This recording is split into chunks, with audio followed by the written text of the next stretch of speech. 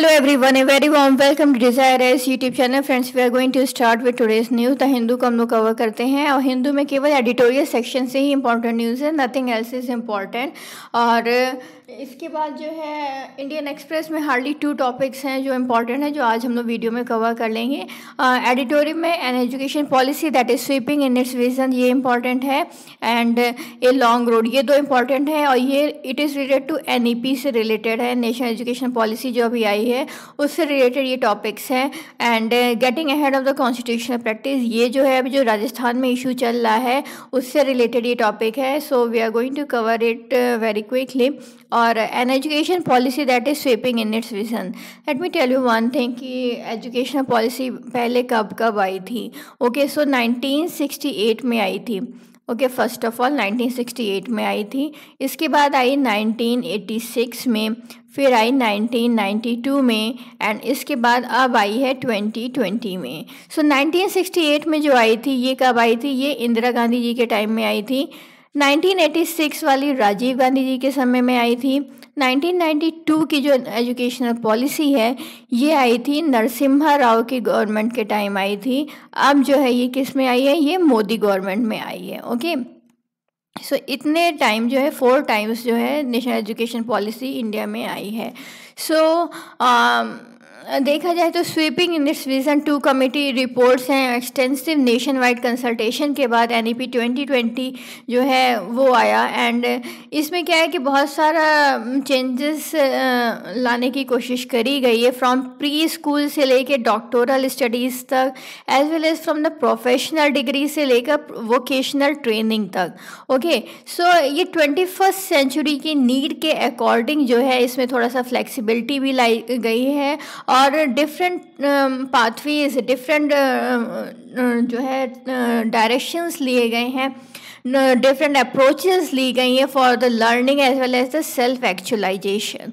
Okay, the thing is that lack of resources and capacity as well as इतनी सारी mother tongue languages हैं, link languages हैं कि इन सबको मैनेज करना कि कैसे क्या अप्रोच होनी चाहिए अपने कंट्री में एजुकेशन सिस्टम की, ये थोड़ा सा डिफ़िकल्ट हो जाता है। सो और अदर थिंग है कि किस तरीके से स्किल इम्पार्ट करनी है एंड द जॉब्स क्या क्या अवेलेबल हैं।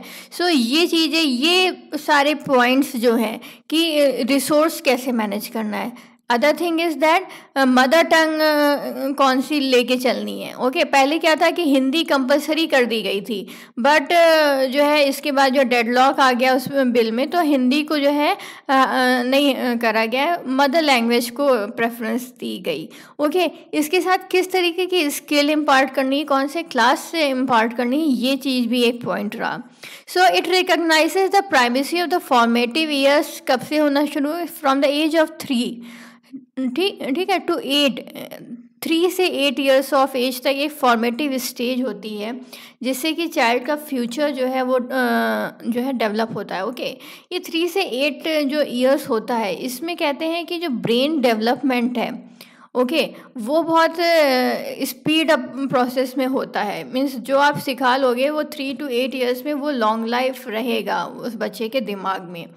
तो इसीलिए एज 3 से और 8 तक जो है जितना आप बच्चे को सिखा सकते हैं, that is more productive for him और हर एज वेल। ओके, सो इसीलिए जो है अर्ली स्कूल पे, प्री स्कूल पर भी इस न्यू एजुकेशन पॉलिसी पर ध्यान दिया गया।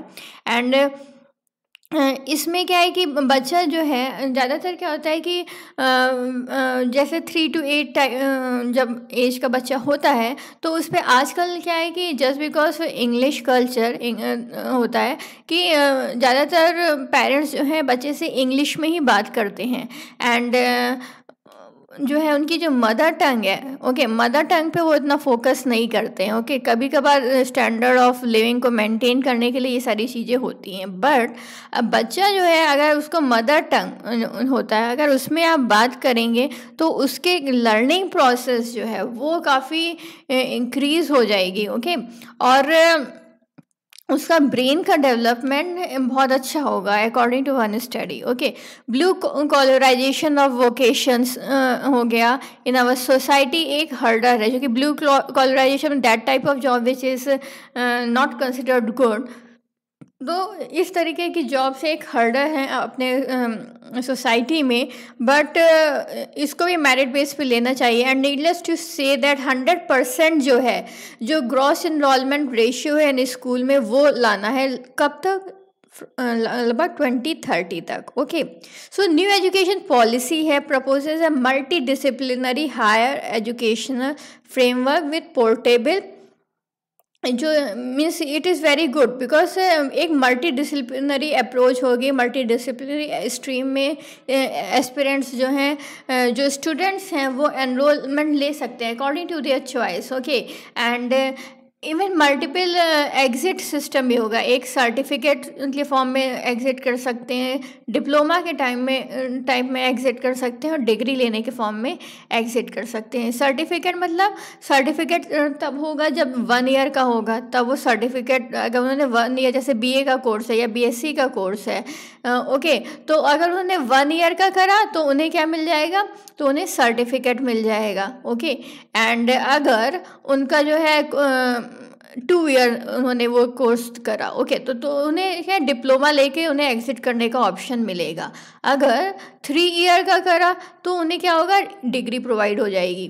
ओके, सो इस तरीके से जो है ये ऑप्शन दिया गया है। And the question of regulation, अब रेगुलेशन की बात आती है तो NEP 2020 में क्या है कि जो इंस्पेक्शन का क्राइटेरिया है उसको जो है वो हटा देने का बात करी है, और फ्री, इसमें क्या है कि जो सेल्फ असेसमेंट कॉलेजेस कर सकेंगे और अपने अकॉर्डिंग जो है इंस्पेक्शन कर सकेंगे। ट्रांसपेरेंसी, मेंटेनिंग क्वालिटी स्टैंडर्ड्स, ये सब जो है इंस्टीट्यूशन का ही रहेगा। Okay, NEP lays particular emphasis on providing adequate support to ensure कि कोई भी चिल्ड्रन जो है वो डिप्राइव ना हो सके एजुकेशन से, क्योंकि उन्हें GER 100% लाना है। ओके, ए लॉन्ग रोड, ये अदर टॉपिक है, इसको एडिटोरियल है, इसको कवर करते हैं।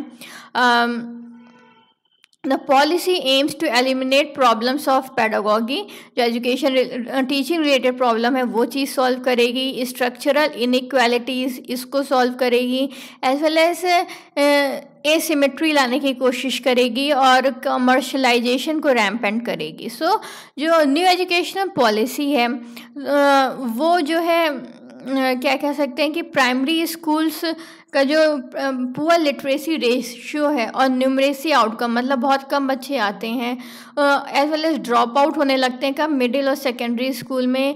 एंड हायर एजुकेशन सिस्टम में जनरली वो अप्रोच नहीं अप्लाई कर पाते हैं जिससे ज़्यादा से ज़्यादा स्टूडेंट वहाँ पर रिटेन रह सकें। तो इन सब चीज़ों को जो है न्यू एजुकेशनल पॉलिसी ये टैकल करने की कोशिश करेगी। ओके, अगर स्ट्रक्चरल टर्म में देखा जाए तो NEP measures to introduce early childhood education, as 3 से ही हो जाए अर्ली चाइल्ड एजुकेशन मिलने लग जाएगी। स्कूल बोर्ड एग्ज़ाम्स हैं, अब क्या होगा, वो ट्वाइस अ ईयर बच्चे दे सकेंगे, एंड इससे क्या होगा कि अपनी वो परफॉर्मेंस जो है वो इम्प्रूव कर सकते हैं। और रोट लर्निंग की जगह अब क्या हो जाएगी, मैंने रोट लर्निंग मीन्स रट्टाफिकेशन वाली लर्निंग की जगह जो है रेज मैथमेटिकल स्किल्स बढ़ाने की कोशिश करी जाएगी। एज वेल एज जो 4 year undergraduate college degree system होगा and higher education system of India होगा। सो पॉलिसी ऑल्सो से कि medium of instruction class 5th तक, एटलीस्ट क्लास 5th तक और प्रेफरेबली क्लास 8th तक जो है वो होम लैंग्वेज में होना चाहिए, या फिर मदर टंग और या फिर रीजनल लैंग्वेज में होना चाहिए। ओके, कंपलसरी नहीं है कि वो जो है इंग्लिश लैंग्वेज में ही हो। हाँ, नॉर्थ ईस्ट में जो है बहुत सारे स्टेट्स ऐसे हैं जहाँ पे English as a mother tongue language है, तो वहाँ पे इंग्लिश को प्रेफरेंस दी जाएगी। बट ऐसा नहीं है कि नॉर्थ इंडिया में कह लें या फिर वेस्टर्न पार्ट ऑफ इंडिया, वहाँ पे जो है इंग्लिश को इतनी प्रायोरिटी दी जाएगी, क्लास 5th तक जो है कंपलसरी करा जाए। Okay, it will depend on the कि वहाँ का रीजन में क्या है। Okay, so these are the things are there. And mid day meal का जो है ये अब इंक्लूड कर दिया जाएगा। लगभग जो 3 क्लास से जो बच्चे हैं जो इनरोल हो रहे हैं अर्ली चाइल्डहुड एजुकेशन के लिए, उनको भी वो फैसिलिटी प्रोवाइड कराई जाए। ओके, एंड एक इंक्लूजन फंड क्रिएट करा जाएगा जिससे कि सोशली और एजुकेशनली डिसएडवांटेज चिल्ड्रन हैं वो परस्यू कर सकें एजुकेशन, और just because of the lack of money वो जो है ड्रॉप आउट ना हो। Okay, as well as fee regulation exist in some state even now, but regulatory process वो इतना नहीं सही है कि वो लगा सके कि ओके इतना ही अमाउंट ऑफ फ़ी लेना है, बिकॉज एक तो फ़ी होता है ट्यूशन फ़ी, उसके बाद जो है बहुत other types of fees institutes लेने लगते हैं, भले ही वो गवर्नमेंट हो या गवर्नमेंट एडेड हो, जिससे कि जो है वो और भी जो वहाँ का स्कूल का जो है खर्चा जो है वो मीटअप हो सके। तो इस पे एक रेगुलेशन लगाना बहुत पॉसिबल नहीं है, तो इसके लिए भी जो है एक चेक मेज़र होगा। ओके, सो डेडलाइन क्या है? एक यूनिवर्सल लिटरेसी और न्यूमरेसी अचीव करने की लगभग 2025 है, तो इसको किसी तरह इंडिया को अचीव करना है। एंड इसके बाद हम आते हैं getting ahead of the constitutional practices. अभी बहुत सारा इशू चल रहा है राजस्थान गवर्नमेंट में, सो उसी को इस टॉपिक में कवर किया गया। पैरा 21A बोलता है 10 schedule of the constitution anti defection law के बारे में बात करता है। And these rules were first frame, जो भी रूल्स हैं एंटी डिफेक्शन लॉ के, ये लोकसभा स्पीकर इन 1985 में ये फर्स्ट ऑफ ऑल फ्रेम करे गए, और ज़्यादातर जो है स्टेट लेजिस्लेचर ने इन रूल्स को जो है फॉलो भी करा। ओके, और अपने स्टेट में अप्लाई करा। अब आती है बात रूल 6 की। रूल 6 क्या है कि अगर कोई पिटीशन फाइल कर रहा है एंड फॉरवर्ड करता है स्पीकर को कि एक जो मेंबर है to the speaker to the member concern and related matter. Okay, तो ये जो है मीन्स स्पीकर को जो है वो पिटीशन जो है फॉरवर्ड करना होता है। 6(4) में क्या है कि जो भी पिटीशन सीक कर रहा है कि जैसे एक्स मेंबर पिटीशन सीक करता है कि वाई मेंबर जो है ऑफ द पार्लियामेंट ये डिस्क्वालीफाई हो रहा है। ओके, ये डिस्क्वालीफाई हो सकता है ऑन सर्टेन ग्राउंड्स। ओके, तो इसने जो है पिटीशन डाला किसको? स्पीकर को। एंड इसमें क्या है कि ये है अकॉर्डिंग टू द रूल कि जो पिटीशन फाइल करता है उसको ये पता होना चाहिए शायद सेटिस्फाई हिमसेल्फ, मीन्स यहाँ पे स्पीकर का सेटिस्फैक्शन नहीं है, यहाँ पर इस मेंबर का सेटिस्फैक्शन है कि ये सेटिस्फाई होना चाहिए कि इसने जो पिटीशन डाला है वो रीजनेबल ग्राउंड्स पर ही डाला है। ओके, और for believing that the member concerned has की some subject to disqualification। कौन से reasonable grounds की माने certain reasonable grounds are there कि उसने पार्टी after 6 months छोड़ी या before 6 months छोड़ी, या फिर जो है ऐसे ही इलेक्ट होके किसी और पार्टी से आया, ज्वाइन कर लिया किसी और पार्टी को। So these are the grounds कि अगर वो एक एंटी डिफेक्शन लॉ के अंदर वो पर्सन आता है कि नहीं, ये सेटिस्फाई है एक एक्स पर्सन रीजनेबल ग्राउंड्स पे, तो जो है स्पीकर जो है वो चीज़ एडमिट कर सकता है। ओके, और इसमें स्पीकर का सेटिस्फेक्शन बिल्कुल भी नहीं है, ये इंपॉर्टेंट चीज़ है। ओके, याद रखना। And the rule require the petitioner and not the speaker to satisfy himself. Okay, rule 7 में क्या है? रूल 7 में ये है कि that the receipt of the petition the speaker shall consider whether the petition complies with the requirement of rule 6। Means rule 7 में ये है कि जैसे कि जो है रीजनेबल ग्राउंड्स का कि ये जो है कंपाइल हो रहा है कि नहीं। ओके, कि ये फुलफ़िल हो भी रहा है कि नहीं। अगर वो देखता है कि इतनी रिक्वायरमेंट्स जो है उसने रीजनेबल ग्राउंड्स दिया है वो फुलफ़िल नहीं हो रही है, सो जो स्पीकर है उसको डिसमिस भी कर सकता है। Okay, so these are the things are there. और अगर देखता है कि स्पीकर की सारी रिक्वायरमेंट फुलफ़िल हो रही हैं जो कि रूल 6 में दी हैं, तो जो है ये चीज़ फॉरवर्ड हो जाएगी। एंड इसके बाद क्या होगा कि हैज़ टू, जो भी मेंबर कंसर्न है उसको 7 डे का टाइम दिया जाएगा कि has to submit this comment within 7 days of the receipt of the copy of the petition. Okay, उसको 7 डेज का टाइम मिलेगा कि वो अपना जो है सबमिट कर सके। And this is called the show cause notice. Okay, जो कि चैलेंज करी गई है राजस्थान गवर्नमेंट में। और the speaker can not go into the reasonableness of the ground, कि किस ग्राउंड पे ये एक्स पर्सन ने वाई को जो है एंटी डिफेक्शन लॉ के उसमें जो है पिटीशन डाली। रीजनेबलनेस स्पीकर नहीं चेक कर सकता।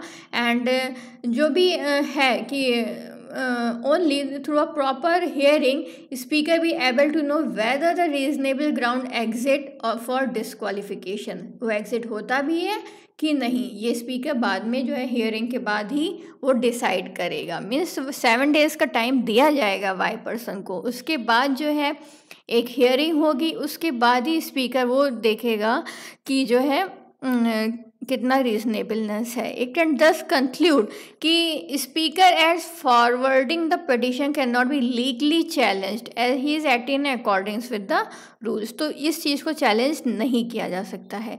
ओके, इसके बाद हम आते हैं डेट ऑफ असेंबली सेशन।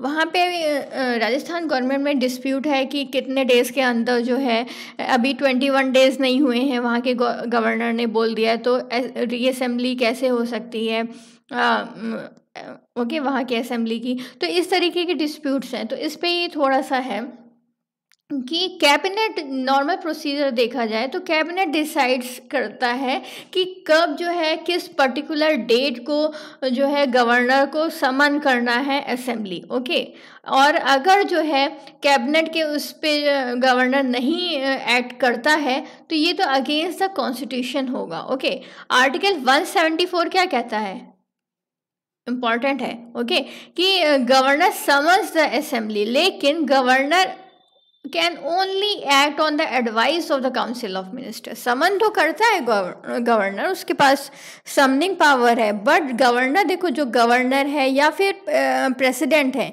ये क्या है, ये they act as a rubber stamp. Okay, rubber stamp की तरह ही वर्क करते हैं। इनके पास डिज्यूर पावर होती है। डिफेक्टो पावर कौन एंजॉय करता है, जो कि रिप्रेजेंटेटिव होता है, जो इलेक्ट होके जाता है, दैट इज जैसे स्टेट में सीएम हो गया and the council of minister, तो इन्हीं के उस पर जो है गवर्नर एक्ट करेगा। ओके, और डिले करना या फिर जो है असेंबली को डिले करना, ये गवर्नर के डिस्क्रिशनरी पावर में नहीं आता है। ओके, गवर्नर की कुछ डिस्क्रिशनरी पावर हैं, वो उसी तक ही सीमित है, उसके अलावा जो है गवर्नर नहीं ऐड कर सकता है। Okay, calling the session of the assembly is a part of the executive function of the governor and governor can summon the assembly only word है। Okay, only on the advice of the cabinet, मतलब वो अपने wish पर जो है वो नहीं समन कर सकता है असेंबली को। ओके, सो गवर्नर ने क्या करा, राजस्थान में क्या करा कि he asked to change the date of the commencement और and propose a date after 21 days. Okay, ये तो एक सिर्फ एक पॉलिटिकल एजेंडा की तरह, बिकॉज गवर्नर क्या होता है कि वो ज़्यादातर जो है सेंटर की चॉइस का होता है हर स्टेट में, तो सेंटर गवर्नमेंट की को कुछ एक एज देने के लिए गवर्नर ने ये स्टेप उठाया कि 21 डेज के बाद ही जो है आप जो है समन करो असेंबली को। ओके, एक नाबिमा रेबिया केस आया था, इसमें क्या था कि ये क्लियरली मेंशन हुआ कि चीफ मिनिस्टर एंजॉय करता है majority support in the assembly, तो तब तक जो है गवर्नर के पास हैज़ नो डिस्क्रिशनरी पावर और उसको जो है चीफ मिनिस्टर का कहना मानना ही पड़ेगा। ओके, किसी भी हालत में। और the decision to convene the assembly is taken by the cabinet, governor को मेयरली उस पर साइन करना होता है। Okay, so governor has no role in the conduct of the business of the house, जो कि स्पीकर के कंट्रोल में होता है। ये टॉपिक इंपॉर्टेंट है। ओके, इसको अच्छे से समझ लो, जो पॉइंट्स नहीं क्लियर हैं उसको भी क्लियर कर लो, प्रीलिम्स में इससे क्वेश्चन आ सकता है। And other thing is that 21 day period की बात जैसे गवर्नर ने बोली है. So 21 day period constitution does not provide for this. Okay, 1969 में एक rule committee of the Lok Sabha recommended that date of summon और डेट ऑफ कमेंसमेंट के बीच में 21 डे का डिफरेंस होना चाहिए. ओके, क्यों होना चाहिए? बिकॉज इस 21 डे के टाइम में क्या होगा, जो कोलेशन होगा, स्क्रूटनी होगी of information relating to questions at different level of bureaucracy, तो ये सारी चीज़ें होती हैं. So although parliament change to 15 days later, लेकिन बहुत सारे स्टेट लेजिस्लेचर अभी भी 21 डे पीरियड वो चीज़ चला रहे हैं. Okay, so it is not an inflexible rule, means ये चेंज हो सकता है unless the speaker otherwise decides. So if the government feel the urgency, वो पहले भी 21 डेज़ या 15 डेज़ के पहले भी जो है अपना असेंबली जो है कन्वेन करवा सकती है. ओके, कोई बाउंड रूल नहीं है. अब आते हैं हम इंडियन एक्सप्रेस के टॉपिक पर. इसमें जो है आडिया स्पेस में taking the easy way out. अभी क्या है कि देखो वुमेन की मैरिज एज कितनी है, it is 18 years legal marriage age है. तो यहाँ पे क्या है 21 ईयर्स बढ़ाने की बात हो रही है. ओके, इंटरनेशनल नॉर्म्स में कितना 18 ईयर्स है. इंटरनेशनल नॉर्म्स में हम देखें तो वो 18 ईयर्स है. बट अभी क्या है, हमारी गवर्नमेंट चाह रही है कि इसको हम 21 डेज कर दें. तो इसके पीछे क्या रीज़न है, क्या होगा, ये सारी चीज़ें इस टॉपिक में कवर्ड हैं. So a very good thing is said, when you can't do the things that desperately need to be done, do something else that you can do easily even if it doesn't need doing. Okay, so basically अगर आप pandemic time में अगर कुछ नहीं कर पा रहे हो, इतने इफेक्टिव मेजर नहीं कर पा रहे हो, तो कुछ और करो. और even if it is not necessary to do that. Okay, so this thing is there. So at a time when country is facing the worst overall crisis, government के दिमाग में आए कि क्यों ना 18 से 21 ईयर्स ऑफ एज बढ़ा दी जाए. एंड इंटरनेशनल रैंकिंग में अगर देखा जाए तो जेंडर इंडिकेटर में इंडिया की रैंक जो है नियर द बॉटम है. And India also have the largest absolute number of girls जो 18 ईयर्स के बिलो में मैरिज इनकी हो जाती है. Okay, so therefore raising the age of 21 जो है, बहुत सारी उनकी हेल्थ प्रॉब्लम्स जो यंग मदर्स में आती है एज वेल एज इन्फेंट्स में, वो चीज़ ये प्रॉब्लम सॉल्व करने में मदद करेगा. ओके, 21 ईयर्स में मतलब हेल्थ प्रॉब्लम हो गई. ज़्यादातर क्या होता है कि जब जो है लेडी जो है अपने ग्रोइंग पीरियड में ही कंसीव कर लेती है, तो बहुत सारी जो है जो इन्फेंट होता है, इवन जो कंसीव करे होती है, उसमें बहुत सारी जेस्टेशनल प्रॉब्लम भी होती है. ओके, जिसको बोलते हैं कोजेनाइटल प्रॉब्लम. तो ऐसी प्रॉब्लम्स ज़्यादातर बढ़ रही हैं अपने इंडिया में. तो इसको जो है कम करने के लिए जो है ये चीज़ 21 ईयर्स ऑफ एज बढ़ाने का और भी अदर फैक्टर्स है जो हम लोग इस टॉपिक में कवर करेंगे. And in other words, the problem in India today is no longer of a child marriage but late adolescent marriage. Okay, and a declining one. So there is almost a global consensus है means all over the world 18 years of age recognize होता है. और 18 years of age में हमें बहुत सारी चीज़ें करने को मिल जाती हैं, जैसे कि वोटिंग राइट मिल जाता है, ड्राइविंग प्रिविलेजेस मिल जाती है.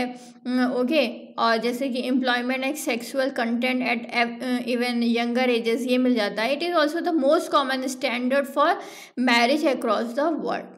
सो साइंटिस्ट ने ये बोला है कि जो फीमेल बॉडी है वो फुल डेवलपमेंट जो है वो कब रीच कर लेता है 18 ईयर्स ऑफ द एज में. और इस समय अगर बेबी जो है कंसीव होता है तो एंटीनेटल के और हेल्दी बेबी जो है वो बॉर्न होता है. ओके, सो अब जो है इंडिया ऐसा क्या है कि इंडिया इंटरनेशनल नॉर्म के अबव जाना चाहता है. बेस्ट आंसर क्या है कि अगर ये एज ऑफ मैरिज इसको बढ़ा दिया जाएगा तो क्या होगा कि पहली बात तो मदर एंड चाइल्ड वो हेल्दी होंगे. Okay, second thing is that कि जो है जो फर्टिलिटी रेट है उसको इंडिया कम कर सकता है. Okay, so these things are there. एक ये इनडायरेक्ट मेजर्स हैं. और अदर थिंग इज़ दैट कि अगर पुअर वुमेन है continues to remain poor and malnourished, raising the age of marriage by few years बहुत कम ही चेंज करेगा। ओके, कि वो मालनूरिश्ड रहेंगी, ऐसा कुछ नहीं होगा कि एज बढ़ा दी गई तो चीज़ें डिफरेंट होने लगेंगी। और फर्टिलिटी रेट देखा जाए तो इंडिया का शार्पली डिक्लाइन हो रहा है। एंड जैसे कि वेस्ट बंगाल हो गया, तेलंगाना हो गया, जहाँ पे अर्ली मैरिज बहुत ज़्यादा देखने को मिलती थी, अब वहाँ पे थोड़ा बहुत डिक्लाइन देखने को मिला है। And if the legal age of marriage of women was raise to 21, the 56% of Indian women in the 20 to 24 years of age, उनको जो है without legal protection and whose family would be liable for punishment under the new law।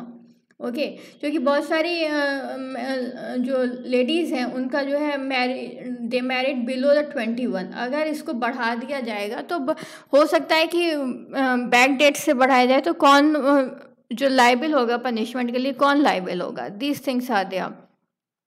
सो एक चीज़ करी जा सकती है, वो ये है कि एक फ्री एजुकेशन दिया जाए बियॉन्ड स्कूलिंग फॉर गर्ल्स, और उनको जॉब गारंटी दी जाए, specially from those belong to the rural and vulnerable social section. इससे क्या होगा कि जब ये होगा तो थोड़ा सा जो है डिले इन द मैरिज हो सकता है। Okay, these things are there. And other thing is that कि एक्सप्लेन पेज पे रीडिंग न्यू एजुकेशनल पॉलिसी, इसको हम कवर करते हैं।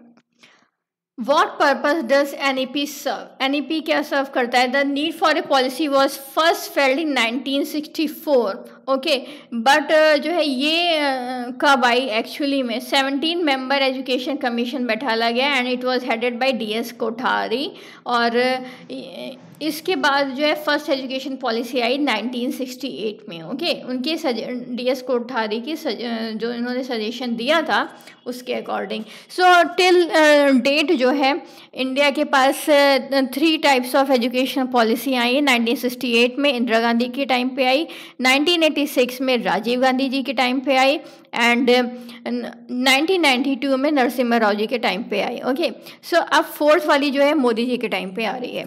सो what are the key takeaway, इसमें क्या क्या है, थोड़ा सा इसको भी फिर से हम लोग समझ लेते हैं। ऑलरेडी समझ रहे हैं, थोड़ा सा एक रिवीजन हो जाएगा आप लोगों का। ओके, ये है कि opening up of Indian higher education to foreign universities, ये पॉइंट है कि फॉरेन यूनिवर्सिटीज़ अब इंडिया में आ सकती हैं। Dismantling of the UGC and AICT, और 4 year multi disciplinary UG programme होगा, मल्टीपल एग्जिट ऑप्शन भी होगा, और जो MPhil प्रोग्राम है उसको डिसकंटिन्यू करने की बात हो रही है। स्कूल एजुकेशन में आते हैं तो करिकुलम को ईजियर बनाया जाएगा, बोर्ड एग्ज़ाम को भी रोड लर्निंग के अलावा जो है एक्सपेरिमेंटल ये इस टाइप की लर्निंग करी जाएगी। और 1986 पॉलिसी क्या बोलती है, 10+2 स्ट्रक्चर पे ध्यान दिया था। अब NEP जो है 5+3+3+4, ये क्या फॉर्मूला है इस डिज़ाइन का? देखो 3+8 कितना हुआ? 5 ईयर्स, ये फाउंडेशनल स्टेज हो गई।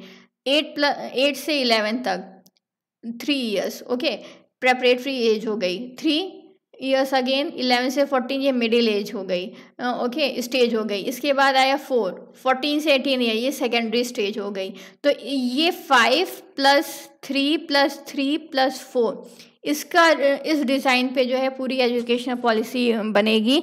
And this bring early childhood education under the embed of the formal schooling, means पहले जो है 3 to 5 एज वाले बच्चे जो है वो नहीं लिए जाते थे, अब जो है ये 3 to 5 एज के चिल्ड्रन भी लिए जाएंगे अंडर द फॉर्मल स्कूलिंग में। और इन्हें मिड डे मील की भी जो है मिड डे मील भी मिलेगा। ओके, सो NEP से स्टूडेंट अंटिल क्लास 5th जो है, क्लास 5th के स्टूडेंट को क्या मिलना चाहिए? इनको मदर टंग या फिर रीजनल लैंग्वेज में एजुकेशन मिलनी चाहिए। The policy also proposes phasing out of all institution offering single stream. अब क्या होगा? मल्टी डिसिप्लिनरी अप्रोच लेना है colleges as well as the universities को। How will this reform to be implemented?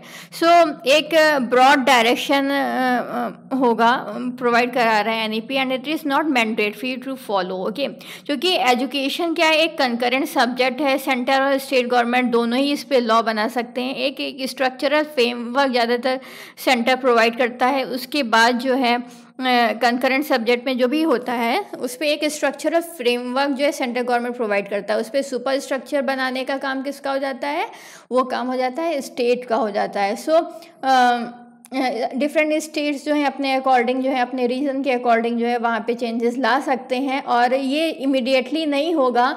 ये पॉलिसी इंटायर पॉलिसी लगभग जो है 2040 लगभग 40 इयर्स लग जाएंगे इस इंटायर पॉलिसी को इम्प्लीमेंट करने में। तो अभी ये तुरंत नहीं होने वाला है। ओके, ये ध्यान में रखना। और क्या है कि government plan to set up subject wise committee बैठा लेगी, क्योंकि हर सब्जेक्ट पे अपने अपने व्यूज़ देगी। As well as plan will also list out action to be taken by multiple body, जैसे कि HRD क्या लेगी, स्टेट एजुकेशन डिपार्टमेंट क्या ऑब्जेक्टिव लेने वाला है, NCERT, central advisory board NTA क्या करेगा। तो इस तरीके से पूरा कमेटी बैठेगी, अपने व्यूज़ देगी और क्या क्या चेंजेस लाए जा सकते हैं, अब प्लान को किस तरीके से बेटर इम्प्लीमेंट करा जा सकता है, ये सब होगा। What about people in transferable jobs for children of multilingual parents? कभी कभार क्या होता है कि जैसे कि फादर जो है नॉर्थ इंडियन हो गया और मदर जो है साउथ इंडियन हो गई। सो इस तरीके से कैसे मैनेज करा जाएगा? सो टीचर विल बी इंकरेज्ड कि एक बाइलिंगुअल अप्रोच ले and including bilingual teaching learning material ले सके विद दोस्त स्टूडेंट जिनकी होम लैंग्वेज जो है may be different from the medium of instruction. Okay, इस तरीके से करा जा सकता है, जो कि विच आई फील कि इतना एप्लीकेबल नहीं होगा, सिर्फ कहने की बात है। And how does the government plan to open up higher education to foreign players? अब ये है कि फॉरेन प्लेयर्स को भी बुलाएंगे, जो टॉप 100 इन द वर्ल्ड है उसको हम बोलेंगे कि कैंपसेस इन इंडिया वो सेटअप करें। और टॉप 100 का डेफिनेशन क्या है कि जो जिनकी वर्ल्ड रैंकिंग टॉप 100 में आती है। Okay, institute of eminence. ऐसी अप्रोच जो है UPA 2 ने भी फॉलो करना चाहा था 2013 में, बट जो है जो कि टॉप 20 ग्लोबल यूनिवर्सिटीज़ हैं जैसे कि Yale, Cambridge, MIT, Stanford, university of Edinburgh और ब्रिस्टल, कि वो आके इंडियन मार्केट में अपनी यूनिवर्सिटी सेटअप करें, but no one was interested. और ये जो टॉप यूनिवर्सिटीज़ हैं ये they are merely interested in जो शेयरिंग ऑफ फैकल्टी वगैरह कर सकते हैं, और डिस्टेंस एजुकेशन इसी पर ही वो ज़्यादातर इंटरेस्टेड रहते हैं। How will the 4 year multi disciplinary bachelor programme work कैसे करेगा? तो जी 4 ईयर प्रोग्राम है propose in the NEP। Student exit कर सकता है 1 ईयर के बाद एक सर्टिफिकेट लेकर, 2 ईयर के बाद डिप्लोमा लेकर, 3 इयर्स के बाद बैचलर डिग्री लेकर। ओके, और आफ्टर 4 इयर्स जो है BA student should be able to enter a research degree programme directly dependent how well और शी हैज़ परफॉर्म। ओके, जो मास्टर डिग्री प्रोग्राम है विल कंटिन्यू टू फंक्शन जैसे चलते आ रहे हैं, following which student may choose to carry on for a PhD programme. Okay, और इसके बाद ये है कि what impact will doing away with the MPhil programme. जैसे MPhil वाला प्रोग्राम हट गया है, इसका क्या इम्पैक्ट है? This is the current practice जहाँ की almost all over the world in most universities, जैसे कि UK हो गया। MPhil was a middle research programme and ये मास्टर्स और जैसे MA हो गया एंड PhD हो गया, इसके बीच में MPhil रखा जाता है। ओके, इस तरीके just a example from the humanities stream. तो इसमें क्या होता है कि जो है इसमें 1 ईयर में ही रिसर्च कर लेते हैं, बट इसको एंड करने पे इतना कोई जो PhD में एंट्रेंस नहीं ले पाता वो MA अगर MPhil में ले लेता है, तो इसमें क्या होता है कि उन्हें 1 ईयर का आराम से वो रिसर्च कर सकते हैं। तो इस तरीके अगर ये फेज आउट हो जाता है तो इस पर इतना कोई इफेक्ट नहीं पड़ेगा। And what will the focus on multi discipline not dilute the character of single stream institution such as IITs। देखो IITs जो है इन्होंने पहले से ही जैसे डिफरेंट डिपार्टमेंट्स में अपना अप्रोच लेने लग गए थे, मल्टी डिसिप्लिनरी होने लग गए थे। IIT दिल्ली में ह्यूमैनिटीज़ डिपार्टमेंट भी है एंड सेटअप है public policy department recently. IIT Kharagpur की बात करते हैं तो school of medicine science and technology है। सो इस तरीके से जो है ये भी मल्टी डिसिप्लिनरी हो रहे हैं। इवन जो है यहाँ पे इन्वायरमेंटल स्टडीज़ भी जो है एक सब्जेक्ट हो गया है IITs वगैरह में। सो अगर हम देखते हैं सिविल इंजीनियर है, अगर उसको एक कोई डैम बिल्ड करने जा रहा है तो केवल इंजीनियरिंग नॉलेज की डैम कैसे बनना है, कितना करना है, तो इसके पास है कि इंजीनियरिंग नॉलेज ही नहीं सफिशिएंट होती है, इसके साथ साथ उसको इन्वायरमेंटल और सोशल इम्पैक्ट इसकी भी इंफॉर्मेशन होनी चाहिए फॉर बिल्डिंग द डैम, कि वहाँ के आसपास के गांव पे क्या इफेक्ट पड़ेगा, वहाँ के इन्वायरमेंट पे क्या इफेक्ट पड़ेगा, इस सब की नॉलेज भी ज़रूरी है। ओके, तो इसीलिए मल्टी डिसिप्लिनरी अप्रोच जो है आज के 21st सेंचुरी की एक नीड हो गई है। And thank you for watching.